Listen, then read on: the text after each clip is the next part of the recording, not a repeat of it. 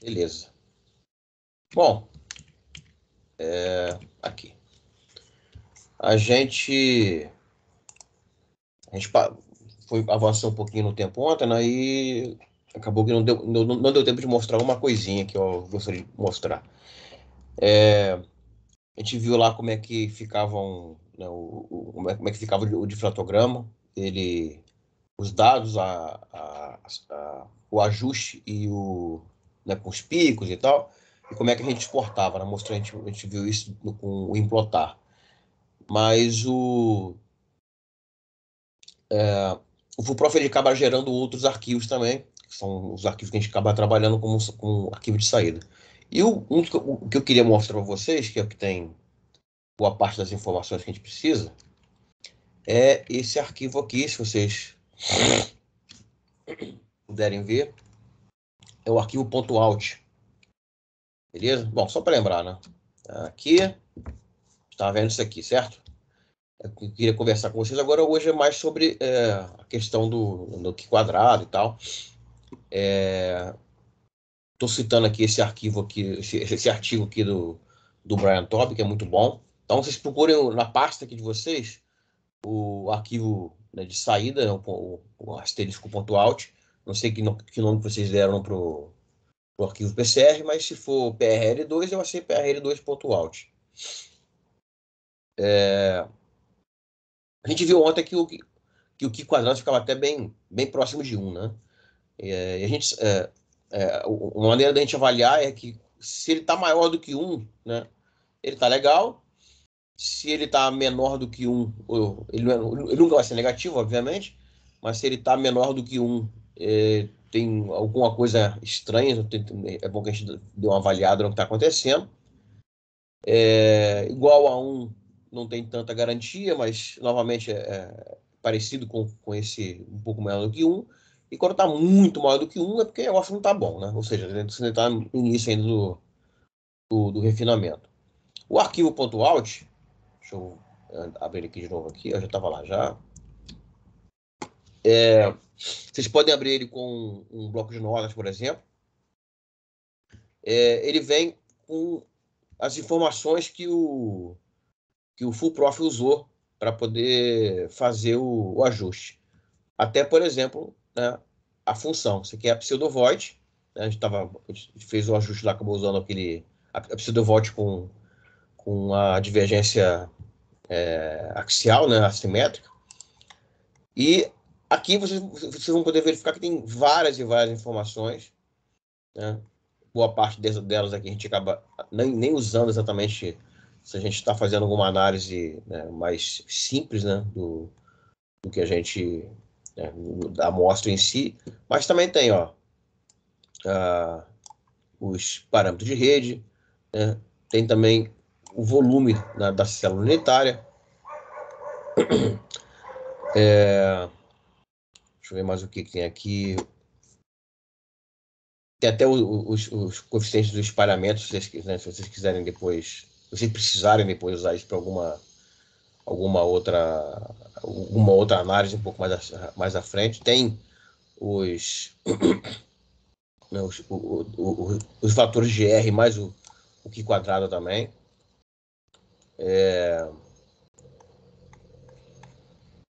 Bom, isso tudo.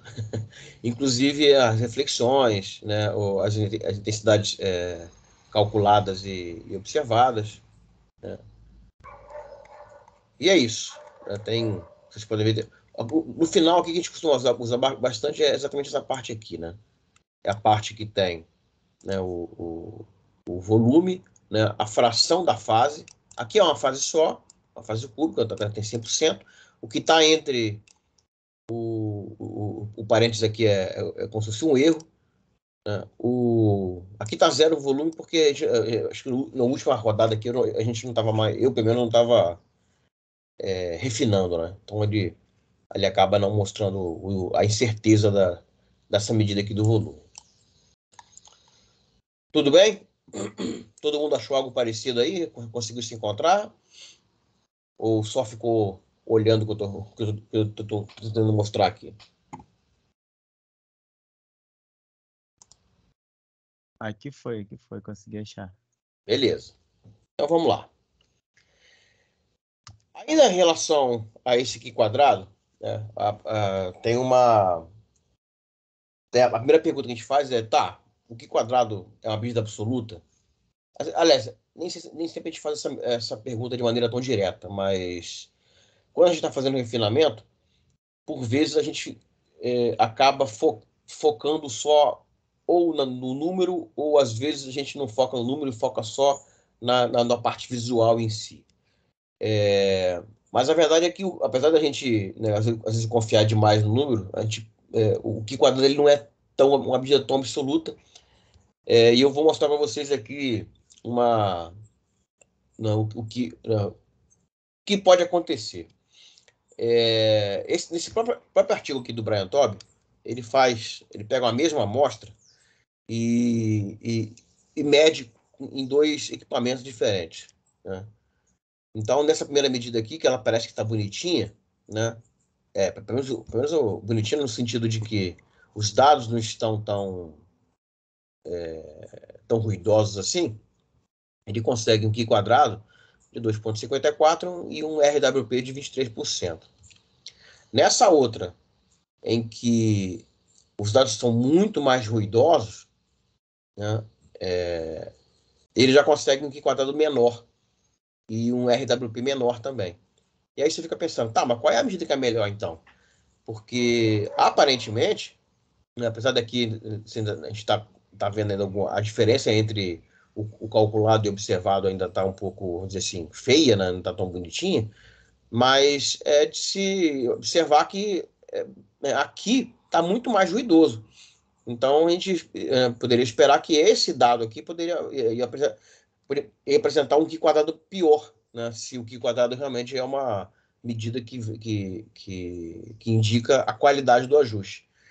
Mas a verdade é que a amplitude, né, além, né, da própria qualidade dos pontos, a amplitude do sinal também acaba influenciando bastante. Repara que aqui, ó, eu não sei se o sinal foi limpo aqui, né? Então ele está bem próximo de zero, a linha de base, ao passo que aqui a linha de base está próximo de 1.000.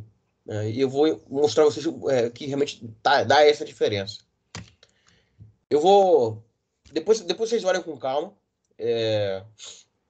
Eu não vou exatamente mostrar, eu não vou abrir para mostrar, mas na pasta do Full Prof, né, como eu falei com vocês ontem, tem uma outra pasta, né, chamada Examples. E dentro dessa pasta tem um arquivo .dat, né, com o mesmo nome. E aqui tem alguma explicação e uma tabela, aqui só um pedaço dela, em que o Full Prof fornece para a gente, né, alguns arquivos PCR relativos a arquivos de dados.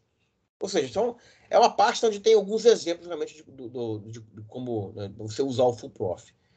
No próprio curso que o Carvajal costuma dar, ele acaba usando um pouco esses arquivos, né? Então eu peguei esse arquivo de dado aqui, né, que é uma difração convencional desse térbio 2, bário, cobalto e oxigênio 5, então que é esse cara aqui, né? E eu fiz o seguinte, eu peguei o arquivo, rodei o PCR com ele, e depois eu peguei esse próprio arquivo aqui, no Excel da vida, e somei um valor ali de base, para ver o que acontece. Ou seja, eu não fiz grandes ajustes, a não ser ter modificado a linha de base. Então, esse aqui é o arquivo original, né?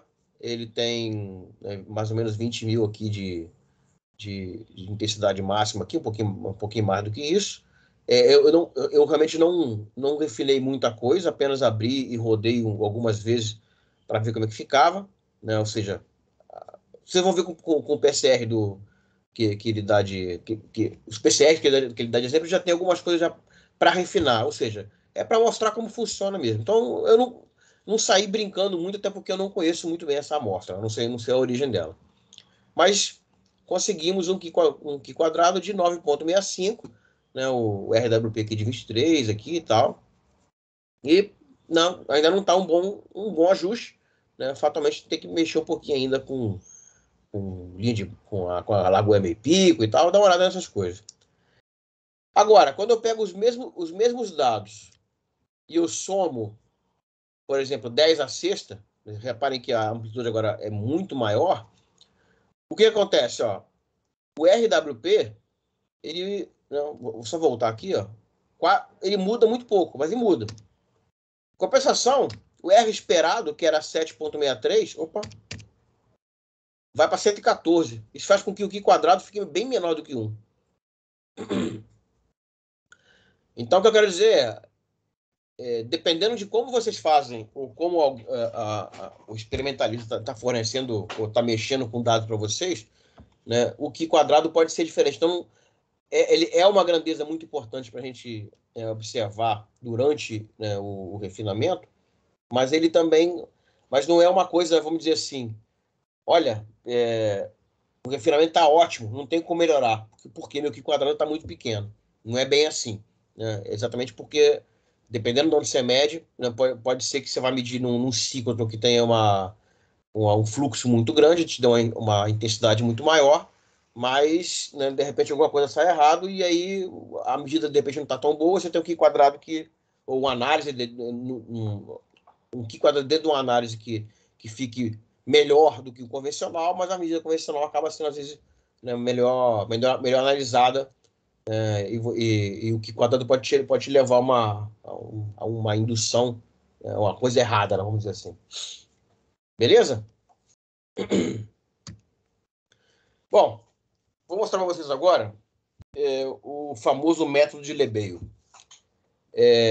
Tentar contar uma historinha rapidinha, né? Bom, a gente já conversou um pouquinho ontem, mas na década de 80, computadores não eram coisas tão triviais para você ter em casa. Era bem complicado, era uma coisa muito cara você ter. E mesmo quem trabalhava na academia também não era tão simples.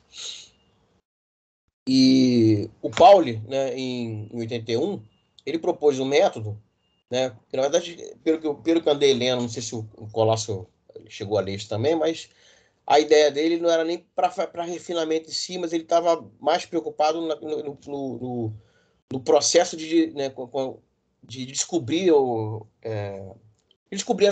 qual é a estrutura, né, de uma determinada amostra. Ou seja, não era exatamente verificar se aquela amostra tinha crescido com tal estrutura. E a ideia dele, na verdade, era propor um procedimento que você não precisava levar em conta os átomos dentro da rede cristalina. Você basicamente levava em conta a estrutura em si. Então a ideia dele fez com que o custo computacional reduzisse bastante, né?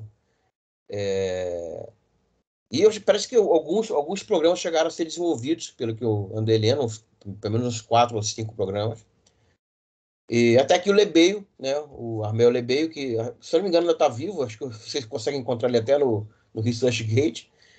Em 88 ele também propõe um método muito parecido com o do Pauli, só que com uma diferença que o Pauli ele precisava da intensidade, do valor de intensidade do dado em si, para poder fazer o ajuste, ou seja, ele ajustava também a intensidade. Já o Lebesgue não, o Lebesgue ele é até mais simples, ele não utiliza o valor da intensidade calculada dos picos. Ele usa sim, mas não é uma variável a mais a ser ajustada, né? A ser refinada. E hoje é um método que acaba sendo importante, porque ele acaba, vamos dizer assim, se você tem uma amostra que tem uma orientação preferencial, alguma coisa acontece, um pedaço, por exemplo, a gente chama de textura, ou seja, não é bem um policristal, mas os policristais são grandes o suficiente para interferir na sua medida, ou seja, a intensidade dos picos acaba tendo intensidades relativas que não condizem com a própria estrutura em si. você não consegue ajustar, você tem algum tipo de dificuldade. Então, se você está interessado, na verdade, só com parâmetro de rede, ou mesmo está querendo verificar só a estrutura em si, né? Então, o método acaba sendo bem útil. Grosso modo, né, essa é a expressão que a gente tem para cada ponto no difratograma, né? Então, a gente tem lá... Isso é basicamente a expressão que o Olaf mostrou, só que eu escrevi um pouquinho diferente, né? Se eu soubesse que eu tinha escrito daquela maneira, eu tinha deixado. Tinha mudado aqui também, mas agora já era. Então, o YCI é a amplitude, né, no difratograma, né? Aquele ômega maiúsculo ali, na verdade, é a função de pico em si. Então, o I se refere ao ponto e o H à reflexão, né? E aí esse φ aqui é para cada fase. O BI é o background, e o S é aquele fator de escala que foi uma das coisas que a gente refinou ontem também, né? Para cada uma das fases. Se só tem uma fase, só tem um fator de escala. E aquele I de I φ H, aqui a gente está chamando de intensidade calculada, desculpa, integrada, e ele engloba vários fatores, né? O fator de polarização, multiplicidade, o fator de estrutura, que depende exatamente do número de átomos e dos tipos dos átomos, algumas correções e por aí vai. Então, ou seja, é uma maneira da gente simplificar, né, como a gente escreve o ponto calculado, né? Então, qual era a ideia do Pauli depois do que veio do Lebesgue? A gente tem, para cada pico, né, ele pode ser relativo a diferentes reflexões. E cada reflexão vai acabar gerando uma curva, né, devido a uma certa a essa reflexão. E em princípio a gente não sabe, ou seja, em princípio você não sabe de nada, né? Mas você tem que fazer de conta que você está, ou fazer de conta, você tem que levar em conta que você precisa levar essa multiplicidade. E então o que é feito, né? Essa intensidade integrada, né, ela tem, para cada uma dessas curvas, dessas reflexões, né, ela tem um peso, tem esse fator aqui, S ao quadrado de H, que ele está relacionado exatamente com o fator de estrutura, inclusive, né, e tem aqui mais uma fração que é, vamos dizer assim, que é o que dá o valor da componente de cada uma dessas curvas que estão contribuindo com o valor total. E a definição do LSI calculado é exatamente a soma desses pontos aqui, né? Dentro de um intervalo definido. Esse I aqui, né? Então, o I observado, ou seja, a intensidade integrada, então, ela é o somatório de todos os picos aqui. Então, ele dá um chute inicial, faz esse cálculo aqui para cada uma das curvas, né, da intensidade integrada, calcula isso tudo e desse valor ele retorna, vamos dizer, ao valor inicial. Então ele vai, é tipo um ciclo, né? Ele completa um ciclo. Ele vai sempre, ele dá um chute inicial, né? E o cálculo acaba sendo autoconsistente até que ele, vamos dizer assim, ele convija para um valor, né, que seja ótimo, vamos dizer assim, né? Basicamente é isso aqui, né? Você entra com os valores, faz um cálculo da intensidade integrada, né? Repete, compara isso com o valor experimental, né, através de mínimo quadrado, e aí você entra com esse novo valor, com esse método autoconsistente, e fica nesse ciclo até chegar num valor que convirja. Basicamente, né, grosso modo, é isso que é o método de Lebesgue. E apesar de parecer confuso, ele é bem melhor, né, bem mais rápido, um custo computacional bem inferior do que o método de Ritval em si. E aí eu quero mostrar para vocês como é que a gente faz isso, né? Eu deixei, não tem muito tempo, eu deixei para vocês lá no Google Classroom uma pasta comprimida com alguns dados. E dentro dessa pasta, se vocês descomprimirem ela, vocês vão ver que tem uma subpasta que é desse composto aqui. Eu até ia brincar com vocês com ele ontem, com esse cara aqui ontem, mas como a gente não teve tempo, então eu vou pular uma parte da brincadeira e vou fazer outra. Então a gente vai usar esses dados que estão lá para a gente fazer esse método de Lebesgue. Vou aproveitar isso para mostrar como é que a gente usa um background diferente. Então reparem que esses dados ele tem uma curva inicial aqui, né, que uma função polinomial do full-prof não resolve muito para a gente, não. Então, a gente vai gerar um background a partir do implotar. Tudo bem? O máximo que a gente vai precisar aqui é do grupo facial, certo? E do valor, né, do valor do lambda, né? Então, essa medida foi uma amostra minha. A gente media ela de fato medida bancada, então o alvo era cobre. E eu preciso também saber, né, mais ou menos quanto vale o parâmetro de rede. Então, nesse caso aqui, vai estar entre 7,75 e 7,95, porque esse aqui é uma mistura, né, de dois materiais, o ômero alumínio 2 e o gadolínio alumínio 2. Esse aqui vai ser uma imagem que a gente vai ter que, né, obter agora. Vocês estão com a pasta aberta aí? Vamos fazer essa brincadeira? Não? Bora. Beleza. Pior que eu não deixei o full-prof aberto. Então, peraí.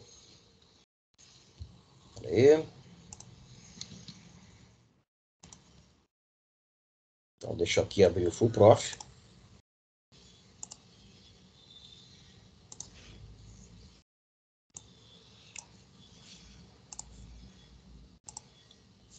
Aqui.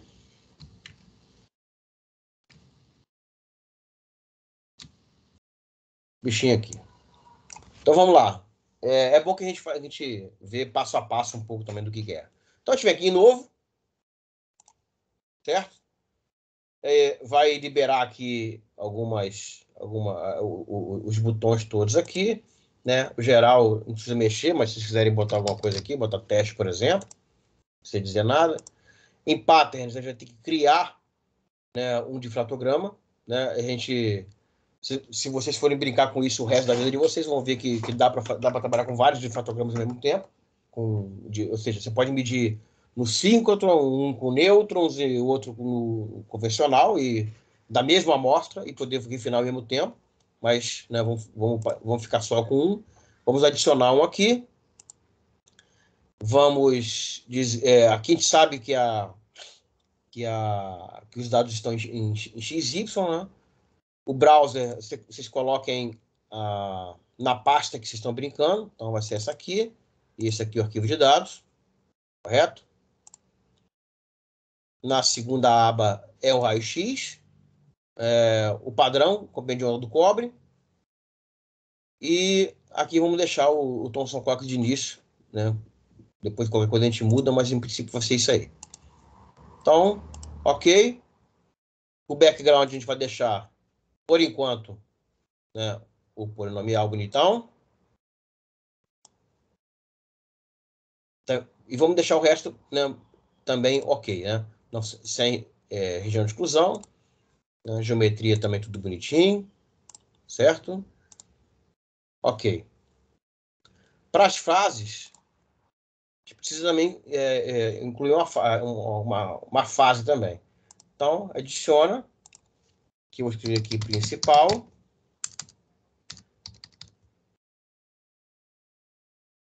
No contributions do partner, eu tenho que dizer que eu tenho um difratograma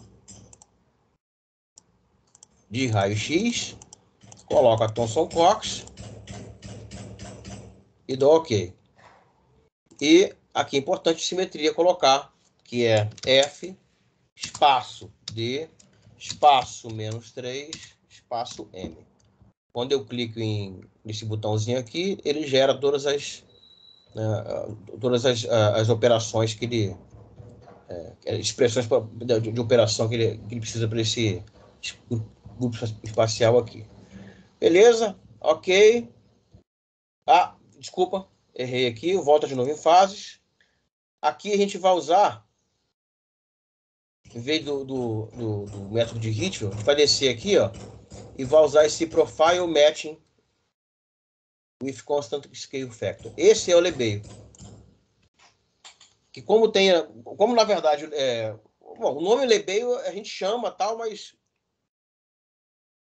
os programas acabam mudando uma coisinha ou outra e pelo menos no Full Prof é chamado de Profile Match. Então, vamos dar OK. Ah, tá, outra coisa que eu queria mostrar a vocês. Volta de novo lá na fase. Vem aqui Contributions to Pattern. Esse cara aqui, ó, nas intensidades, a gente sempre deixa, né, que é o padrão do Ritchell, que é a lista de reflexões, ela é gerada automaticamente por conta do grupo espacial que a gente escolhe, né?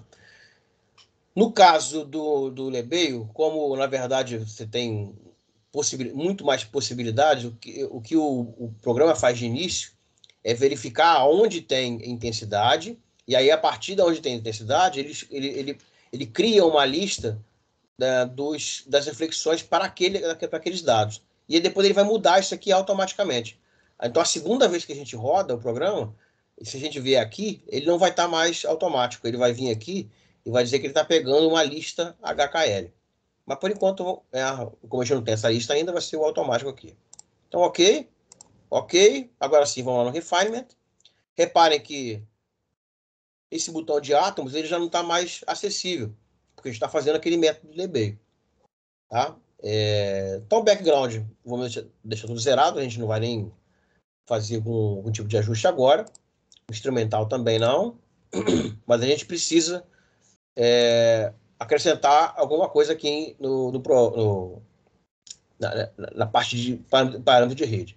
Aqui, se eu rodar com ele zerado, ele simplesmente vai dar pau. Ele vai dizer que ele não consegue calcular nenhuma intensidade. Então, a gente tem que colocar o valor aqui. No caso, a gente disse que ia colocar esse 7,84 aqui, que está mais ou menos no meio, né, daquele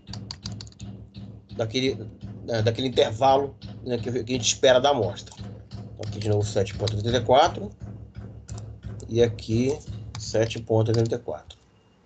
Aqui 90, 90, 90. Tudo bem? O V e W não mexo, nem no X nem no Y. Então, aparentemente, tudo parece que está rodando. Tudo parece que está certo, né?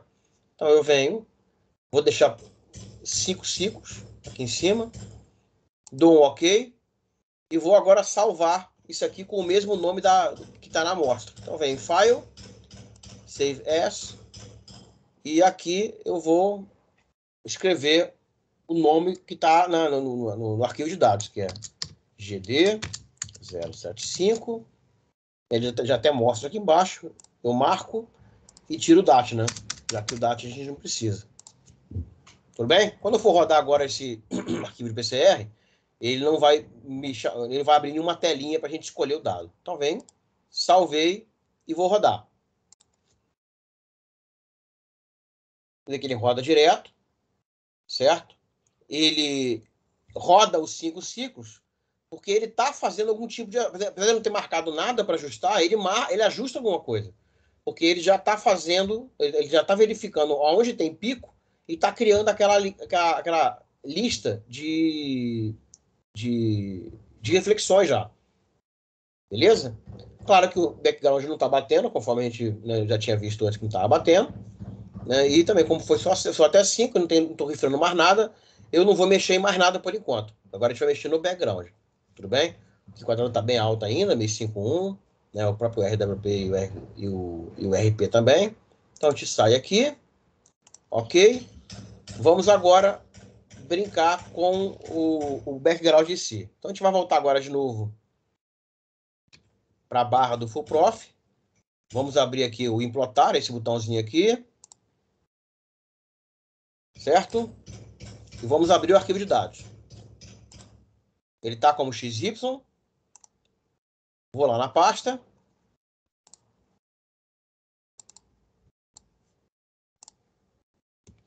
Ah, que bonito. O arquivo está aqui. Como é que a gente faz para o background, então?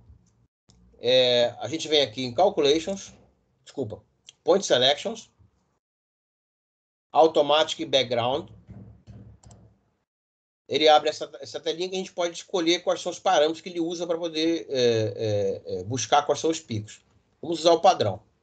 Bom, quando os dados são muito ruidosos, tem essa opção aqui.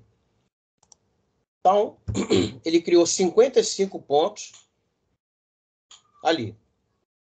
Aí vem aquela pergunta, tá, Júlio, mas isso aí, e se de repente tem algum ponto que eu acho que ele pegou errado? Né? A gente pode dar uns zooms aqui e verificar, né, que tem ponto muito perto, né, de um do lado do outro aqui e tal. Isso não vai exatamente interferir. Mas, por exemplo, esse pedaço inicial aqui, ó, né, ele poderia ter colocado o ponto aqui, né? Ou vocês podem até reduzir o número de pontos, como eu falei com vocês. Como é que a gente faz para alterar, então?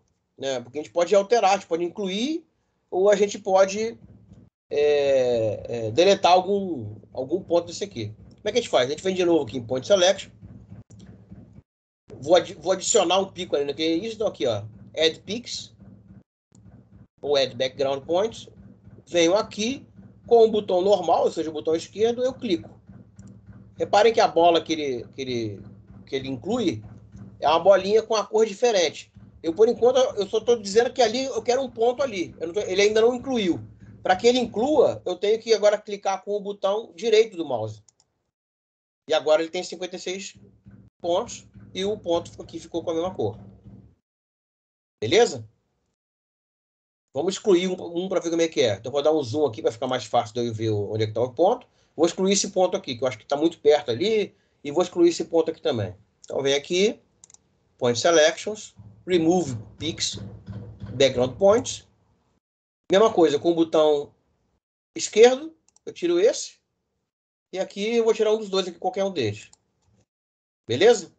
Por enquanto eu excluí, disse que eu quero excluir, mas ele ainda não excluiu. Então eu tenho que apertar com o botão direito do mouse e agora ele volta e coloca aqui bonitinho. Certo? Então, com o botão direito aqui eu volto com o zoom e agora eu preciso salvar esse conjunto de pontos se eu quiser usar ele lá com background. Então eu tenho que fazer o quê? Point Selection, Save Background Points. Ele vai te perguntar se você quer salvar mesmo. E aqui, no caso, como eu já tinha feito, já estava salvo. Vocês escolham um nome qualquer. Né? Posso chamar aqui, por exemplo, de back 2. Né? Ele está ok, salvar. E ele já vai salvar um arquivo .bgr de background. Então, ele só disse que está tudo bem aqui.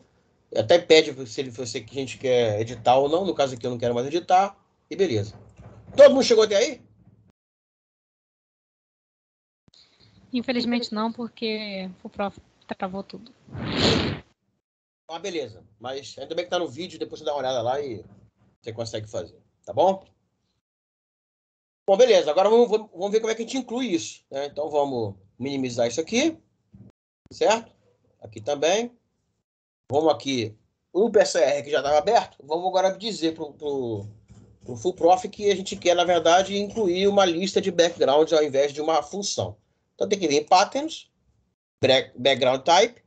E aqui eu vou mudar aqui desses 6 coeficientes aqui para Linear Interpolation. Então, deu OK. OK. E ele já está assim. Só que ele, né, vamos dizer, ele já está como uma interpolação. Só que eu não botei lista nenhuma ainda.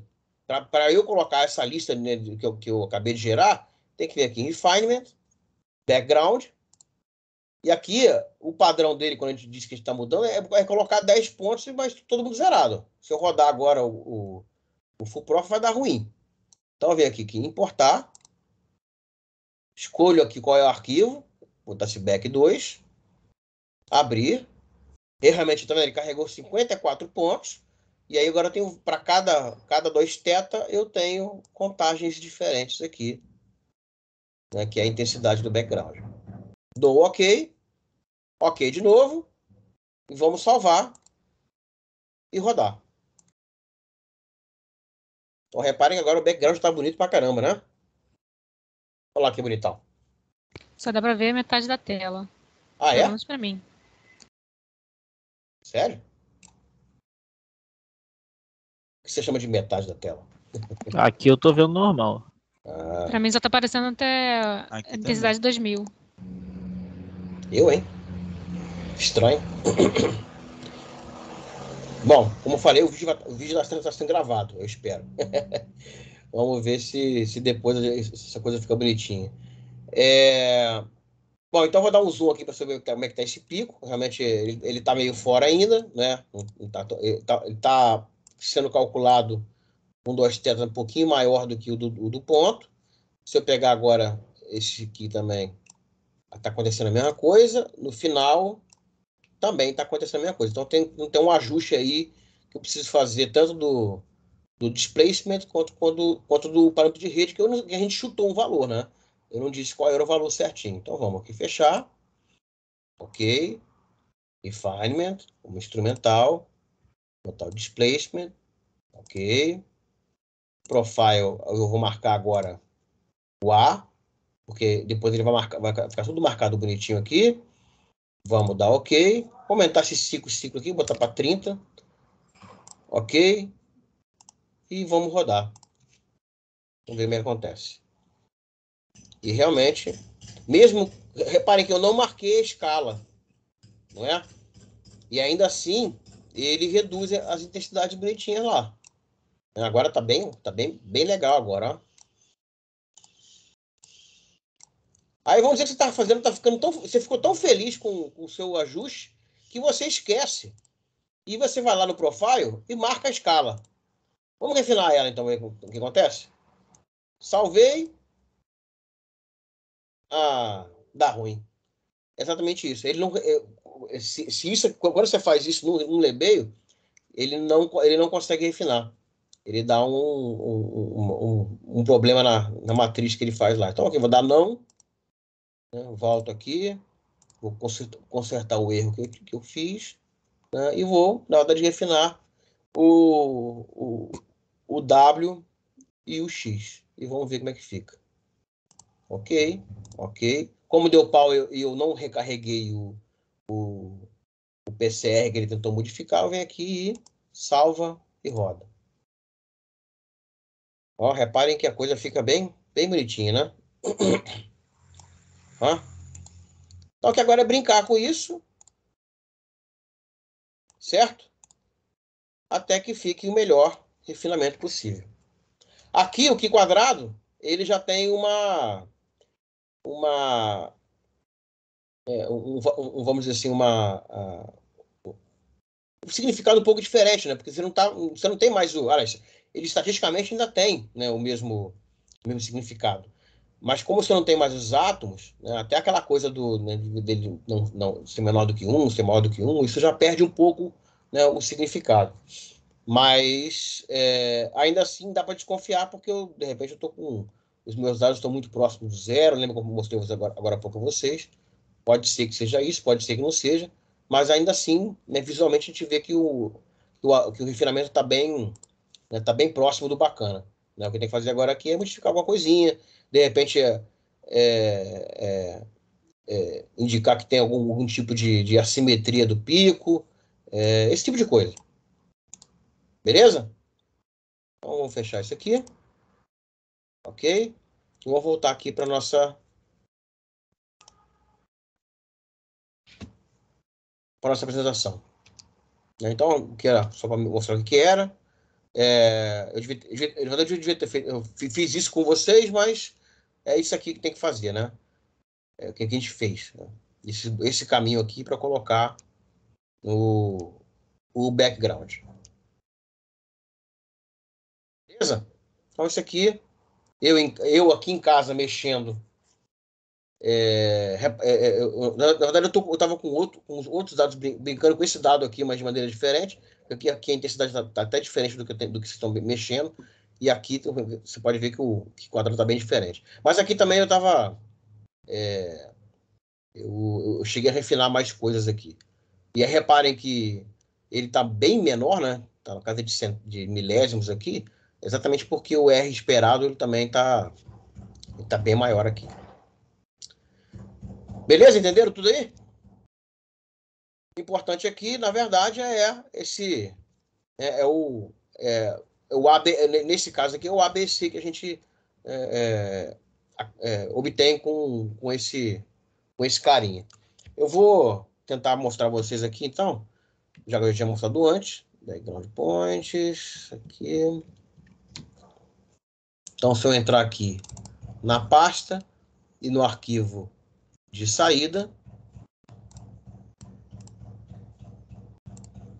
né, vocês vão ver que ele também dá todas as informações. Aqui está o ABC, né, bem próximo do 7.84, conforme a gente esperava.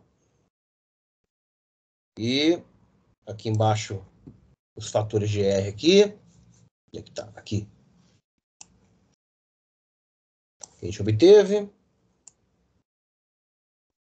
E onde é que está mais aqui que a gente tinha que ver?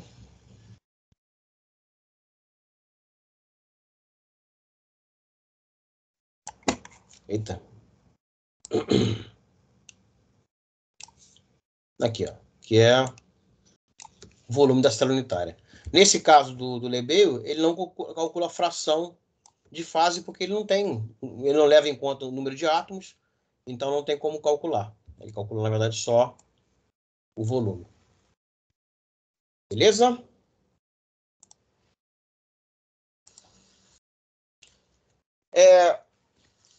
Eu vou mostrar para vocês agora o que tem dentro de um PCR, né, daquele arquivo de PCR. Depois, se vocês quiserem entrar, né, e brincar, tudo bem, mas como ontem eu senti que a gente passou um pouquinho, eu não quero passar muito hoje também, eu vou só mostrar para vocês, depois vocês dão uma olhada.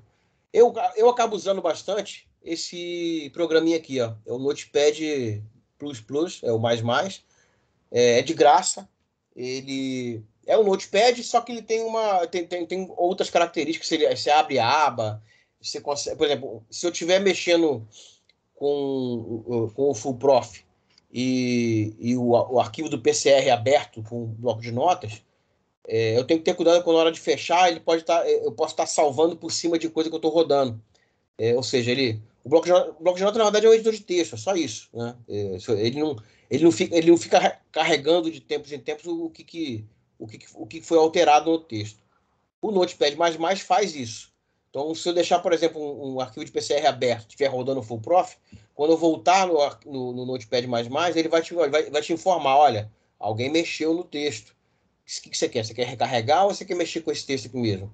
Ele acaba sendo importante porque é muito, vamos dizer, é muito comum que a gente está mexendo no refinamento, deu um pau danado e tem que recomeçar do zero.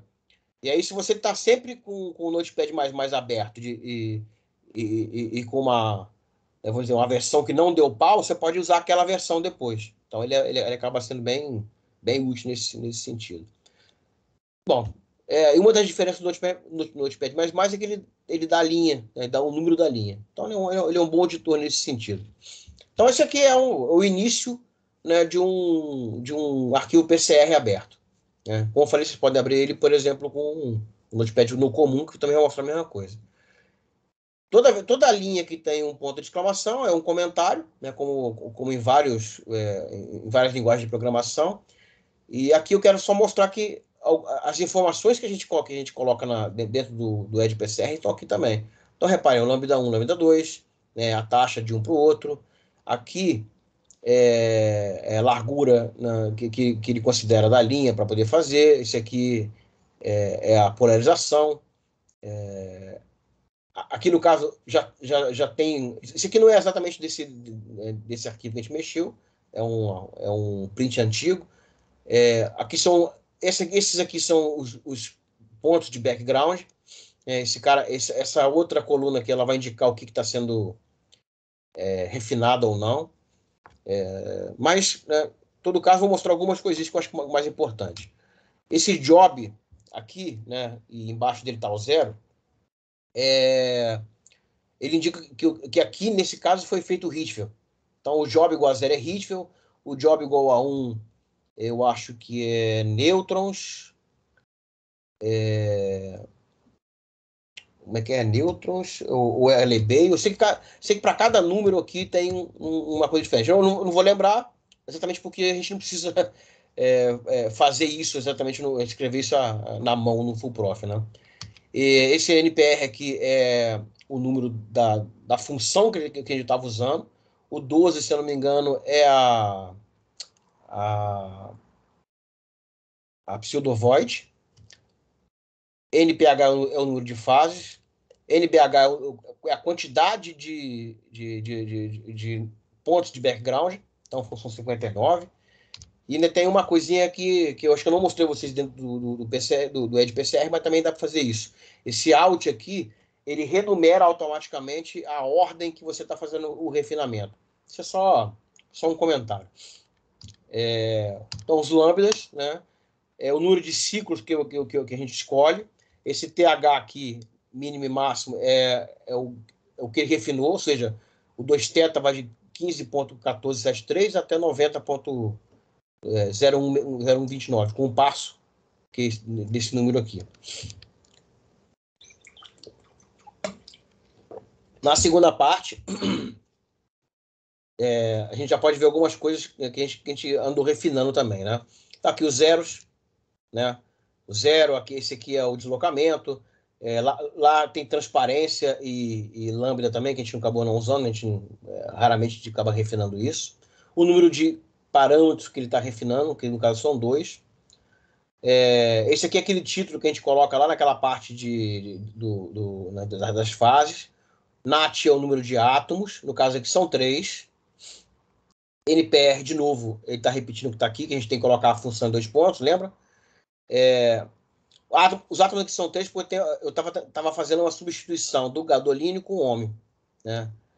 E aqui é o número de ocupação. Então, a fração de ômio com gadolínio tinha que obedecer, né? Se a gente somar esses dois números aqui, vai dar 0,01467, né? Que é metade de 0,08333, conforme a gente fez com o professor de Melvino 2 ontem. Aqui a escala, parâmetro de rede, né? UV e WX. Esse shape aqui é o eta da função, né? Da pseudo-void. Isso aqui no caso, eu estava calculando o B, né? O parâmetro B geral, né? Reparem que para alguns números eu tenho algum outro número associado. Nessa parte aqui eu não tenho nada.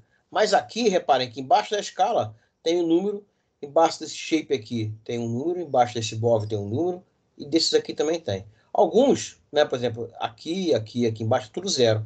Quando está zero, esse número de baixo é o número do refinamento. Ou seja, é a ordem que a gente dá para o Full Prof de refinar ou não. Quando está 11, quando está um número diferente de zero, quer dizer que ele vai refinar. Mas aí tem algumas regras. É sempre uma dezena. Beleza? Então, 11 quer dizer o seguinte. O primeiro número aqui, o primeiro algarismo, que é o algarismo da dezena, quer dizer que ele vai refinar e é o primeiro a refinar. Né? Aqui está 21, ele vai refinar, o segundo a refinar. E o segundo algarismo, que é o da unidade, na verdade, qual é o passo que ele dá de variação, né, dentro do refinamento. Um é o padrão. Eu posso, se eu achar que se o refinamento está um pouco complicado e ele está, vamos dizer assim, ele está divergindo muito facilmente, a gente, na verdade, escolhe aqui, em vez de botar 1, a gente bota 0 e depois na vírgula a gente coloca algum número aqui, tipo 0,5. Quer dizer que ele reduz pela metade o passo que ele dá dentro do refinamento. Outra coisa que eu queria, então, ali o número de panos refinados, eu queria só mostrar isso aqui. Porque além desse... ou seja, uma vez que o Edge PCR você usou ele para fazer alguma coisinha, depois você pode... você não precisa nem abrir mais aquelas abas dentro do Edge PCR. Basta que você depois, com esse Notepad++, sabendo onde é que estão as coisas, vir e fazer todas as alterações por aqui. Depois você volta lá, só recarrega, né, o arquivo PCR e roda. Então, uma vez que você precisa que o passo seja menor, né, por exemplo, do ajuste, eu tenho que fazer tudo por dentro do PCR. O Edge PCR ainda não tem essa capacidade. Então você não consegue escolher, né, qual é o jump, né, qual é o passo que ele dá para cada refinamento. Mas tem outras coisas também. Reparem, eu marquei só A, B e C lá, marquei só o A lá atrás, né, no refinamento que a gente estava fazendo. Aqui, ó, A, B e C, todos eles têm o 11 embaixo. Porque o grupo espacial aqui é o FD-3M. Se eu zerar aqui e aqui, deixar só aqui com 11, na hora que eu rodar lá, ele vai voltar a ter 11 aqui. Isso quer dizer o quê? Que ele refina os três juntos. E esse 11 repetido é o que vai dizer para o full prof que tem que ser junto. Claro que o full prof, nesse caso aqui, ele força porque ele sabe qual é o grupo que a gente está trabalhando. Mas tem parâmetros que, não precisa, que às vezes a gente não tem essa noção. Aonde eu quero chegar? Vamos pegar, no caso aqui, que eu estava fazendo a substituição do ômega com o gadolínio. Então, eu fiz aqui a continha e vi que a fração, né, de ocupação para cada um deles aqui é dessa forma, dada a estequiometria que eu sei do material. Aí agora eu quero refinar esse valor aqui também. Porque, de repente, na hora que eu estou fazendo o material, eu coloquei lá 1 grão a mais ou 1 grão a menos de ômega, por exemplo, na amostra. E aí, quando eu fundi, de repente não ficou com a estequiometria que eu esperava da coisa. Como é que eu faço isso? Eu faço isso aqui, ó. Altero aqui. Eu crio aqui, por exemplo, se eu já estou com 2 aqui, ó, 11 e 21, eu pego, boto 31 aqui e boto menos 31 aqui. Ou seja, qualquer passo que ele der aqui no valor da ocupação do ômega, ele vai dar um passo, né, no sentido contrário do gadolínio. Então, quando a gente trabalha com substituição atômica dentro do full prof, é assim que a gente deve trabalhar. Mas tem que ter um certo cuidado, porque pode dar pau. Por quê? Porque o ômega e o gadolínio, no caso, eles têm uma maneira de espalhar o raio-x muito parecida. Ele tem um fator de forma muito parecido, o que dá um fator de estrutura também bem parecido. A gente calcula o fator de forma, né, através dessa integral. Esse ρ aqui é a densidade eletrônica. Dá pra fazer, essa continha dá para fazer.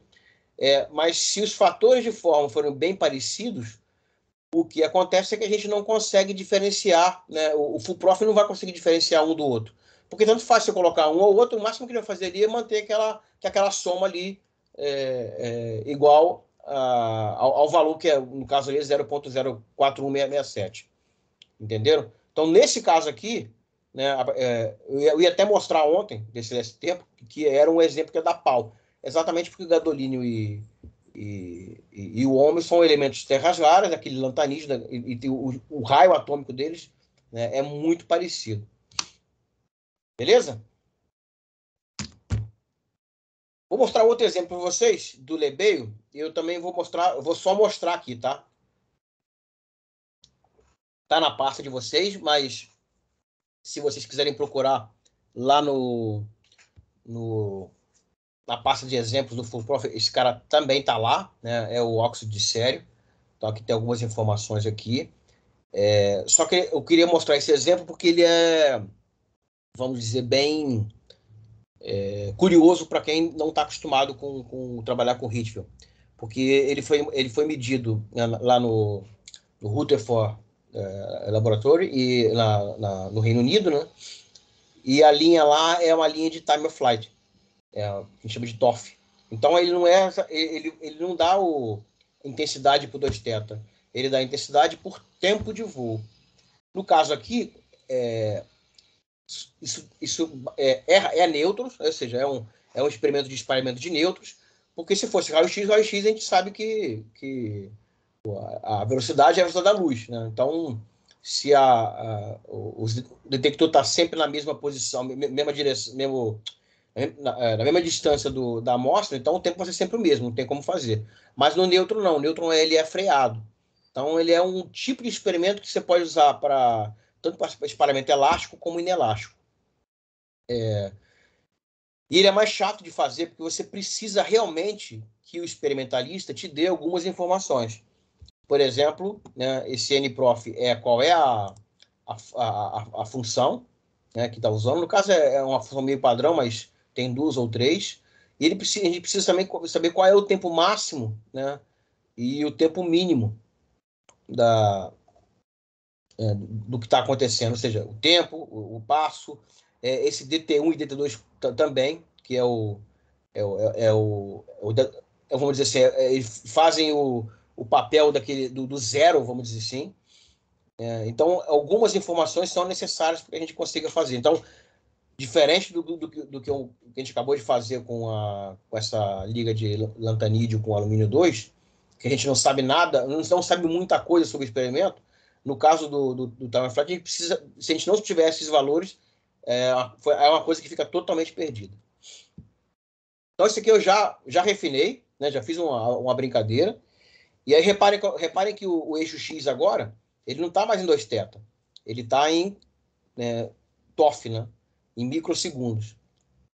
E a outra coisa que a gente percebe é que parece que ele está invertido, né? Se a gente for comparar com né, lembrar como é que é um difratograma em 2θ, ele parece que está invertido, né?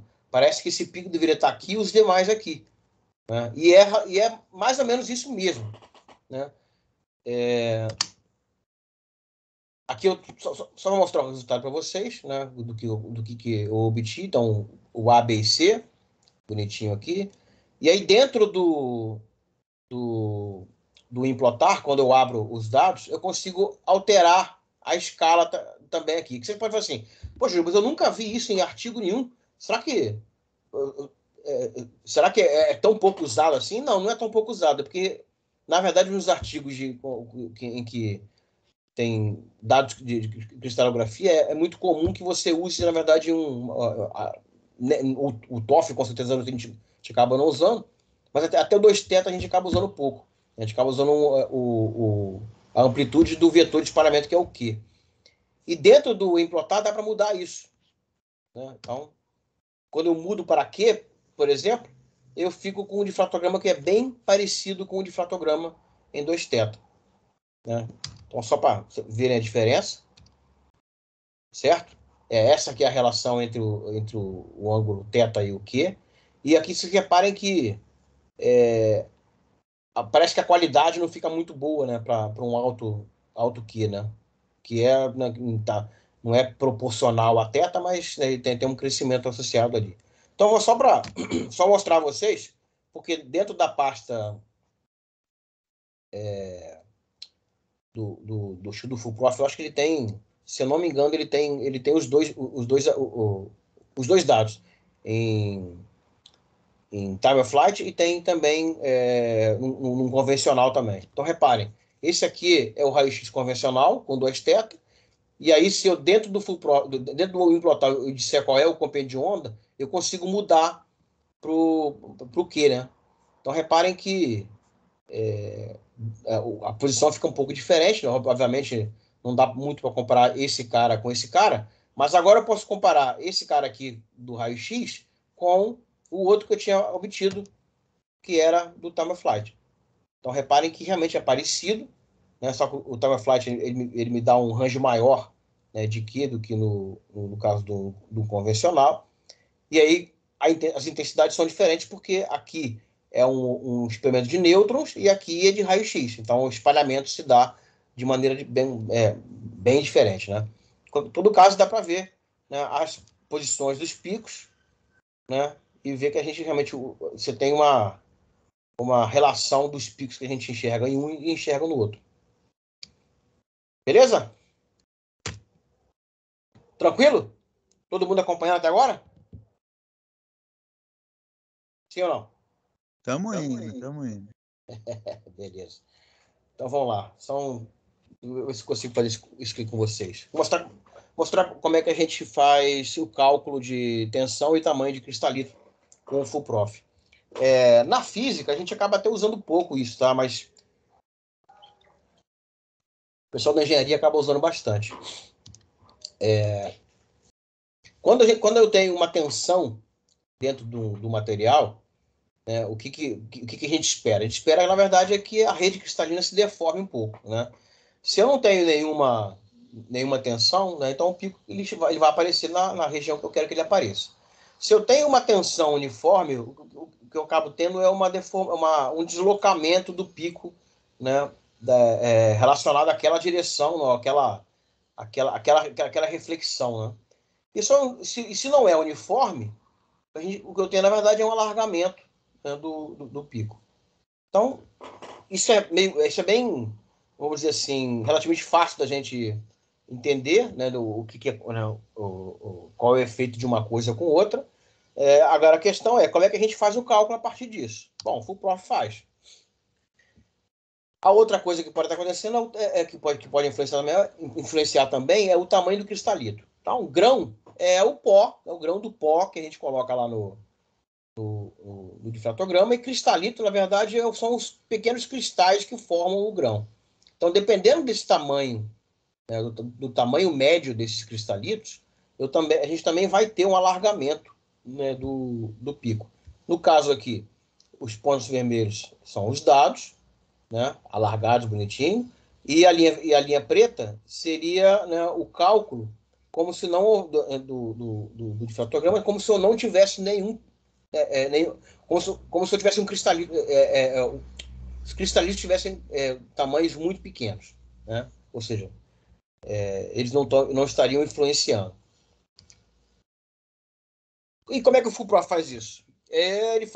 Na verdade, ele faz uma aproximação. Ele aproxima um pico como se fosse um retângulo, né? É a história da boa e velha piada do elefante de raio R. E então ele considera que cada pico tem, né,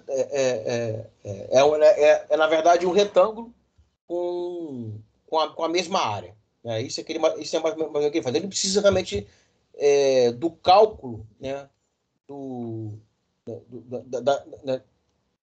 cálculo da largura e altura de cada pico de cada reflexão. É basicamente isso que ele faz.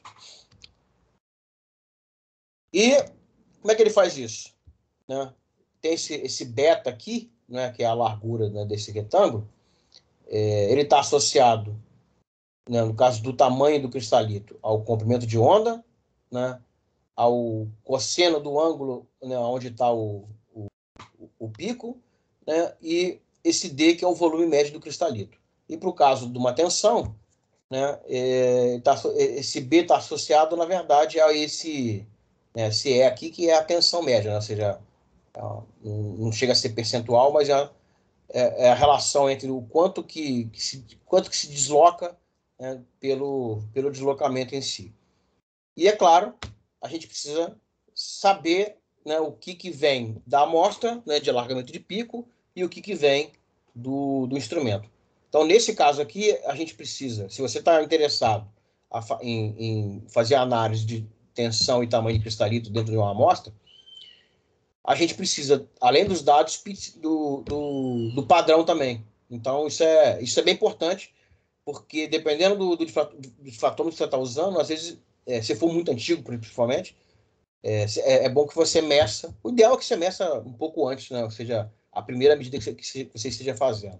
Porque você precisa dos dados, né, desse padrão para poder calcular o quanto ele alargou, quanto ele alarga só do instrumento, para poder fazer vai descontar e o FUPROF fazer essa conta para a gente. Não é muito complicado, não, tá? De novo, para poder cortar um pouco do tempo, até porque eu já sabia que a gente não ia conseguir fazer tudo ao mesmo tempo, né? Vamos lá. Dentro da outra pasta, que é Gadolini 45, Neodímio 05, Silício 40. Isso, na verdade, é um lantanídeo silício 4. Então, na verdade, é Gadolínio 4.5, Neodímio 05, o silício 40. Silício 4. Júlio, eu posso fazer um comentário, Júlio? Fala aí. Volta um slide, por favor, aí. Então, gente, nessa lógica das larguras, da largura à meia altura, existe essa possibilidade de você medir o padrão, medir todos os coeficientes do padrão, para refinar o melhor possível padrão, os alargamentos e tal.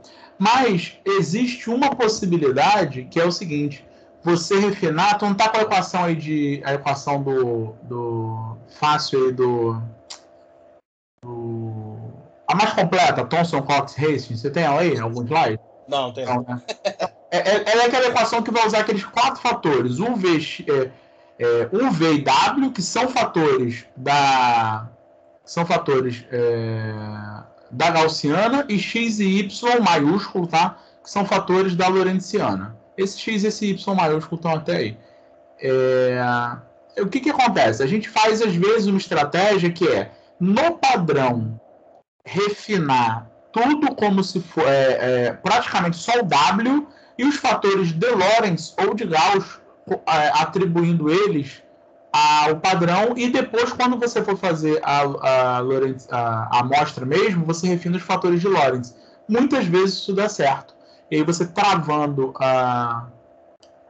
o W, né, que é o único que não... Porque você está reparando aí que esses dois, o e o segundo, que é o I, e o X e o Y, tem dependência angular. O W, você vai ver que não tem dependência angular. Então, ele é a largura fixa causada pelo equipamento. Então, você pode refinar ele no padrão e depois manter ele fixo na amostra. E isso te possibilita até também, mantendo ele fixo na amostra nova que você vai medir os outros parâmetros sem problema nenhum. Porque o que é importante é que o alargamento principal, que é o do equipamento, ele está fixado. Então é uma estratégia também, sem precisar fazer uma ficha antes, para depois fazer isso. É o que eu também usava também. Só para ter ideia de que não precisa necessariamente extrair tudo, mas medir o padrão sempre que possível. Ou, em geral, hoje o CBPF, por exemplo, mede toda sexta um padrão. Então, você mediu na segunda, pede ou da sexta passada ou pede da próxima sexta que eles vão medir, que aí você vai ter ideia de como está o equipamento. Tá bom? Beleza, boa. Júlio. Bom, então vamos lá. Como eu sei que vai dar muito trabalho, eu acabei mandando para vocês, dentro de uma outra pasta, esses dados aqui dessa amostra de Gadolino 4.5, Neodymium 0.5, X4, é uma amostra fundida, né, ela apresenta também o efeito magnético calórico. Eu usei, na época, um CIF que tem esse código aqui, que na verdade já é um CIF já de mistura, né, de lantanídeo 5, silício 4. Então, eu só fiz a substituição, conforme indiquei para vocês, do ítrio aqui pelo neodímio, né, e acertei a estequiometria, beleza? Então, esses são os dados, e eu fiz o ajuste com os dados e mandei para vocês o PCR. Então, tá aqui o PCR e aqui o arquivo de dados. O que a gente vai fazer agora? A gente vai mexer com o silício, que é o arquivo de dados do padrão. Beleza? O PCR aqui, vocês podem ver também que o background não tá lá tão legal, né? Mas eu então, o background já coletei, já tá tudo aqui bonitinho, então o PCR que vocês têm aí já está funcionando legal. Então essa amostra foi medida no síncrotron, né, com esse compêndio de onda aqui. Isso às vezes é importante para a gente mexer com o padrão também, né, porque o padrão tem que ser obtido com as mesmas configurações que você está fazendo, que está medindo a sua amostra. Então essa aqui, né, é um ajuste, né, brincado lá com a amostra, sem o padrão, né? Então você brinca tal, até que chegue numa qualidade relativamente boa, e agora você precisa, né, das informações do padrão para poder colocar o bichinho lá. Então vamos brincar agora. A gente vai abrir o Implotar 2006, né? Então é aquele botãozinho do lado que a gente estava mexendo, e vai abrir o silício, né? Aquele arquivo de dados de silício, usando aqui o X-Sigma, X-Sigma. Essa é a tela que vocês vão encontrar. Então eu vou abrir aqui também, para a gente ver como é que fica, tá? Então, cadê? Abrir aqui o Implotar 2006 e vou abrir o arquivo de dados, que é esse cara aqui, né? XY, beleza. Todo mundo conseguiu abrir aí? Abri. Beleza. Primeira coisa que a gente tem que fazer. Esse é um programa meio escroto, né? Mas vamos lá. A gente precisa primeiro saber qual é... Bom, o background dele está muito bom, né? Ele tá bem retinho e tal, então a gente não precisa se preocupar tanto com o background. Os picos, Os picos também estão legais. Só que, como eu já brinquei com isso, eu já vi que esses picos daqui, ele tem, o programa tem uma certa dificuldade de procurar. Então, por que eu estou falando isso com vocês? A gente vai aqui em Calculations, a gente tem 3 coisas aqui, ó. Profile Fitting, que a gente vai usar, o Peak Detection e o Background. Quando o background não está legal, a gente tem que vir aqui brincar com ele aqui, da mesma maneira que eu vou mostrar como é que brinca com os outros. Vamos brincar primeiro com o Peak Detection. Então a gente vai habilitar Peak Detection. Aí ele está habilitado, ou seja, está trabalhando só com essa parte de pico. A gente vem de novo aqui no mesmo lugar e vem para uma autodetecção. Certo?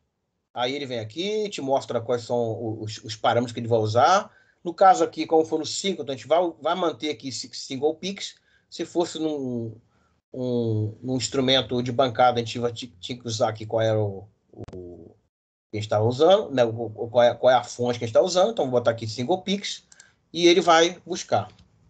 E conforme eu já tinha visto, ele realmente tem dificuldade de pegar esses picos aqui embaixo. Até porque na hora de ajustar também é um pico tão pequeno que ele realmente para dar pau é um estalinho. Beleza? Então vamos fazer o seguinte, vamos ignorar esse aqui, vamos adicionar esse pico aqui, que está em 77 mais ou menos, e esse aqui que está em 85 e pouco. Então vamos ver aqui em Calculations, Peak Detection, e aqui a gente vai inserir pico, né? Insert Peak. Então eu já mudo para o cursor, eu boto ele coloco ele em cima aqui e aperto com o botão esquerdo do mouse. Aqui a mesma coisa. Pá. Beleza? Pronto. Então a gente vem de novo aqui em Calculations, Peak Detection, Disable. Aí parece que você perdeu tudo, né? Eu sempre acho isso também. Vamos agora no Profile Fitting, né? Que agora é que a gente vai realmente fazer a brincadeira com os picos. Então primeiro a gente habilita, conforme eu já tinha visto. Depois a gente faz uma autodetecção. E ele realmente vai e pega os picos todos. Beleza? Então aqui ele pegou pico, tudo bonitinho. O que a gente tem que fazer agora? Tem que fazer o ajuste, né? Aqui ele faz realmente um ajuste de pico. Aqui ele não está fazendo nenhum tipo de refinamento. Aqui a largura, meia altura e a intensidade. Então o que a gente vai fazer aqui agora? A gente vai pedir para ele fazer um ajuste de todos os picos, só que de pico a pico. Então vamos vir aqui em Start Peak. Ele vai abrir essa tela, onde a gente pode escolher entre trabalhar com os parâmetros de ajuste geral aqui, né, que é U, V, W, Z, eta, X, né, mais ou menos de simetria, ou a gente trabalha com a lista dos picos que ele acabou de encontrar aqui. Além disso, tem o lambda. Aqui no caso, a gente não vai nem usar esse cara aqui, dá para realmente escrever aqui, era 1 ponto alguma coisa, mas não precisa. A gente está preocupado somente com a intensidade dos picos, né, com o formato deles. E aqui os pontos de background, que ele usou 30 pontos aqui. No caso, acho que está até bom 30 pontos, porque está bem, vamos dizer assim, está bem retinho, né? Então vamos sem mexer em nada, né? Vamos pedir para ele ajustar, né? Então aqui, a posição, ele está ajustando todas as posições, ele está ajustando todas as intensidades e ele está ajustando todas as larguras da minha altura, certo? E a gente aqui, seta, ele está mexendo entre, né? Está fazendo ajuste entre gaussiana e lorentziana. Então vamos brincar só com isso aqui para ver como é que fica. Deixa eu dar um start. Ele faz umas interações, abre essa janelinha e te diz, olha, o Q quadrado deu 7.3. Ok. Ele acaba de fazer umas coisinhas aqui e te minimiza essa tela aqui. E repare que ele já está quase bom, né? E foi bem... O ajuste foi muito bom. Então, vamos dar um zoom aqui no primeiro pico. Realmente ele está legal, apesar que a base ainda não tá tão boa assim, né? Mas ele está indo bem. O segundo pico, né? A base também. Terceiro pico. Reparem que aqui não tem pico dobrado, conforme a gente estava vendo, né, nas outras amostras. Então, ele ajustou muito bem. Então, a gente vai voltar lá agora. essa parte ruim, que a gente sempre tem que voltar no mesmo lugar, start, repeat, e vamos variar todos, vamos fazer o ajuste, né, refinar todas as posições de background. Então, a parte boa é que tem uns botões aqui que ajudam, ó, variar todos os background points. E vamos variar também esse shift eta. Então, aqui, eu variar todos os shift eta. Vamos dar OK. O que quadrado caiu para 3,5, metade do que estava antes. E realmente parece que agora, né, alguns lugares ficaram bem retinhos, né? Então vamos dar aqui um zoom aqui. Ó. Um ajuste muito bom. Aqui também. E aqui também. Beleza? Todo mundo conseguiu fazer aí? Pode seguir. Sim. Sim. Bom, agora a gente precisa, na verdade, da lista, né? Qual é a lista que eu preciso, né? Então vamos aqui, ó. Calculations, Profile Fitting, Start Repeat. E agora a gente vai colocar aqui, ó, vai criar um arquivo .irf, que é o arquivo que a gente vai usar. Então clicar aqui, dar o OK e mandar ver. Beleza? Faço isso aí, que eu acho que como eu já criei, eu não quero fazer por cima. E aí eu vou lá na pasta agora, para saber como é que tá. Dependendo, eu rodo de novo aqui. Então, onde é que tá a pasta? No meu caso, é aqui. Eu já tenho aqui criado aqui. Então, no final das contas, se vocês forem na pasta, esse arquivo aqui é criado. Ó. Silício, 640D, 3, Samba de PF. Quando eu abro, ó, que bonitão, ele cria, né, um arquivo com posição do pico, intensidade, largura, e aí esses dois... minto. Falando besteira. Então, aqui é posição, os dois Hs aqui, né, da gaussiana e da lorentziana, ou seja, largura, meia altura. E esses dois aqui são de deformação que a gente não refinou, não ajustou nada, então tá paradinho aí. Tudo bem? Então a gente fecha aqui. E vamos voltar lá para o FullProf. Então vamos pegar o Bad PCR. Vamos abrir aquele arquivo PCR, ou seja, na pasta Gadoline 45, Neodímio 05, Silício 40. Vocês vão abrir o arquivo PCR que está lá, que é esse gadolínio ítrio 4, silício 4. Beleza? Vão no pattern. Aí a gente vai aqui em Geometry e RF. Beleza? E vou marcar a lista, que é essa lista que a gente acabou de gerar. 2θ, H de 2θ e HL de 2θ. HG de 2θ, HL de 2θ. Então vem aqui. Pego o arquivo IRF que a gente acabou de criar. E OK. Depois, OK. Beleza? Vou só verificar aqui se está tudo certo, se eu não fiz besteira. Vou passar para vocês, eu acho que não. Acho que não tinha nada aqui para refinar. OK. Então salva e roda. Aí aqui, como o nome está diferente, vai pedir o arquivo certo. E pá. Beleza. Você pode ver que ele rodou. Bonitinho, só que está feio, obviamente. A gente não fez nenhum tipo de ajuste.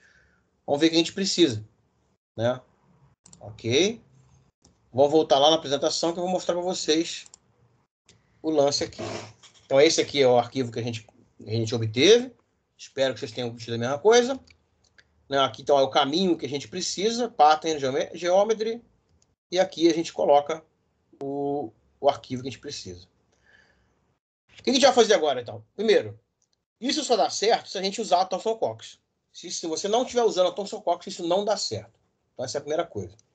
E conforme o Colasso falou, os parâmetros V e W, né, eles são os parâmetros que são só do instrumento. Então, eles vão ficar zerados. O que a gente vai refinar é o U, X, o Y e o IG. Tá bom? Então, vamos voltar lá de novo. Cadê? Aqui. Então, aqui no refinamento. Profile. Vamos zerar aqui o W. O V já estava zerado. Então, vamos refinar o U, o X, o Y. E, é claro, vamos refinar também a escala, né? Aparentemente, lá a gente não precisa refinar os planos de rede, mas vamos deixar assim mesmo. Então, vamos dar OK. Ele está aqui com 10, vamos botar aqui com 30 ciclos. Salva e roda.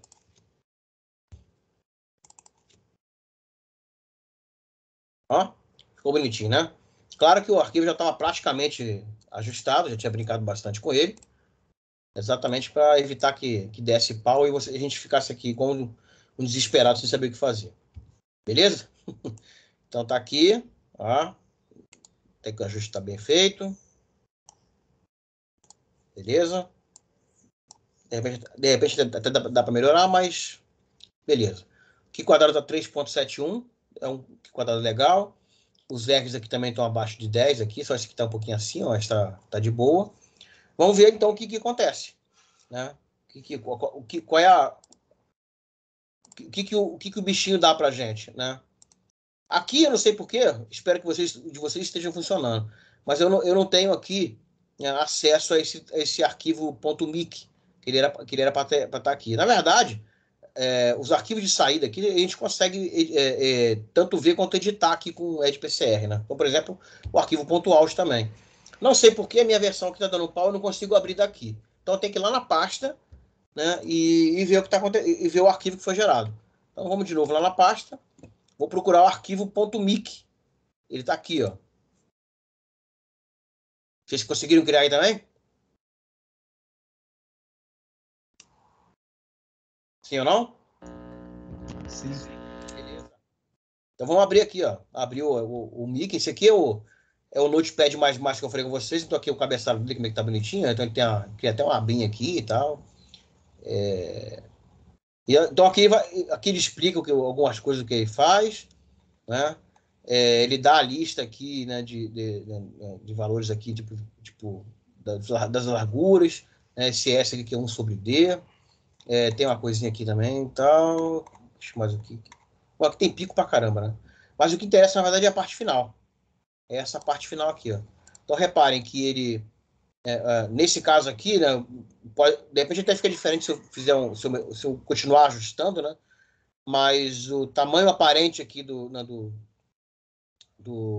meu cristalito é de 5.403,74 angstroms, né, com um desvio de mais ou menos 8,6. E a tensão, né, que é o ΔL sobre L, né, média, é de 13,0328, com esse desvio de 0,0282. Beleza? Todo mundo conseguiu a mesma coisa aí ou algo parecido?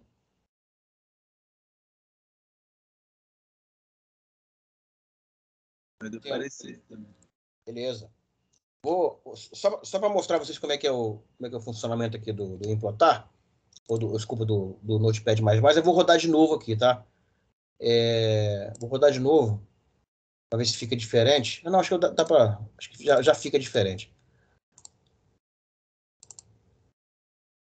Ok, quando ele rodou, ele vai criar arquivos novos de saída, né? Então eu dou salvo aqui, vou aqui. Quando eu vou aqui no Notepad++, ele me dá essa mensagem, ó. Olha, esse arquivo aqui foi modificado por outro programa. Então, isso aqui ele é padrão de qualquer arquivo que você esteja usando ele. Então, se você está mexendo com o PCR lá, e aí dá um pau no PCR, você acha que perde tudo, se ele estiver aberto aqui, é só dizer que você não quer recarregar ele, né? Que ele fica vermelhinho aqui, você pode fazer qualquer modificação e recarregar ele lá no Full Prof lá. Beleza? Então, vamos voltar aqui. Isso aqui era mais ou menos o que eu tinha feito em casa antes, né? Que era só para mostrar para vocês o que dá, que é exatamente o que eu acabei de mostrar. E a outra maneira tem outra maneira também da gente colocar o arquivo .rf. Dentro daquela pasta exemplos, tem 3 arquivos .rf. São os 3 tipos que ele coloca lá de exemplos. Um deles é esse que a gente acabou de gerar, que são colunas, né? E tem outros 2 também que a gente pode fazer, ao invés de de fazer aquele ajuste pico a pico, a gente pode usar aquela parte de cima e fazer o ajuste do U, V e W, né, do X e Y, daquela coisinha bonitinha lá. Né? Aí eu preciso sim, né, do compêndio de onda. E aí usar um IRF do próprio FullProf lá, né, salvar com outro nome dentro da pasta, e substituir os valores que a gente tem aqui. Né? Ou fazer assim também. Então tem algumas maneiras diferentes da gente usar. No caso, quando a gente for carregar o arquivo .irf, a gente não pode usar aquela lista, né, que a gente escolheu lá embaixo. Na verdade, isso é a segunda opção, né, que é U, V e W e tal. Ou seja, é só mudar o tipo de opção que a gente tem e fazer isso aqui. Aí aqui a gente pode tanto usar o Implotar 2006 para fazer o ajuste, ou você pode simplesmente partir para ir fazer um lebeio, por exemplo, ou o próprio ajuste normal de um refinamento de ritmo usando o FullProf, né, para os dados que você tem. Beleza? Porque tem, por exemplo, a gente estava até discutindo com o Colosso um tempo atrás, não tem. Eles estavam fazendo umas modificações ele fez modificações no difratrômetro, e aí isso estava acarretando numa certa deformação em alguns picos. E aí a gente estava discutindo para saber qual seria a melhor maneira de lidar com isso. No caso da lista de picos, ele está de boa, porque como ele ajusta pico a pico, então ele consegue fazer um ajuste bom. Mas no caso de usar um desses dois arquivos, um desses dois tipos de arquivo de .irf, a coisa já muda um pouquinho, porque pode ser que o ajuste, né, usando U, V, W, X, Y e o Z não fiquem tão bons. Beleza? Mas aí a brincadeira é fazer isso aqui, né, com um ou com o outro.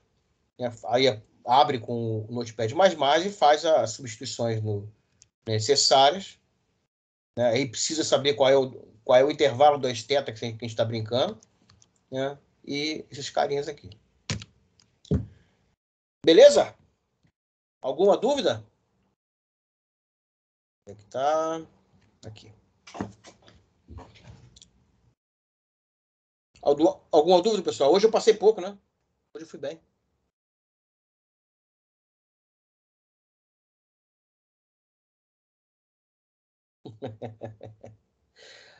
Bom, tá bom, pessoal. Acho que vocês devem ter outras coisas que fazer aí também. Vou encerrar a gravação aqui. E aí amanhã a gente volta. Vou tentar mostrar outras coisinhas para você. Vou tentar mostrar como é que faz para acrescentar fase, que isso é importante. Então, de repente, acho que é até mais importante do que calcular o strain e size, né, que o strain e size. E se desse tempo, eu vou tentar mostrar a vocês também como é que faz para fazer como é um refinamento de uma estrutura magnética também. Só para avisar, pessoal, é que pode mutar aí, estou ouvindo minha voz. Tá, obrigada. Rapidinho. Só que daqui a pouquinho, às 3h45, vai ter uma palestra sobre detectores de partículas, tá? Com o professor da Universidade do Estado do Amazonas. Então, quem tiver interesse aí sobre o assunto, a gente tem a palestra daqui a pouco. O link eu já coloquei lá no Classroom, tá bom? Então, obrigada e acho que por hoje é só, né, Júlio? Por hoje é só. Até mais, PP pessoal. Não tinha um desenho que fazer isso? Valeu, pessoal. Até amanhã, então. Tchau, tchau.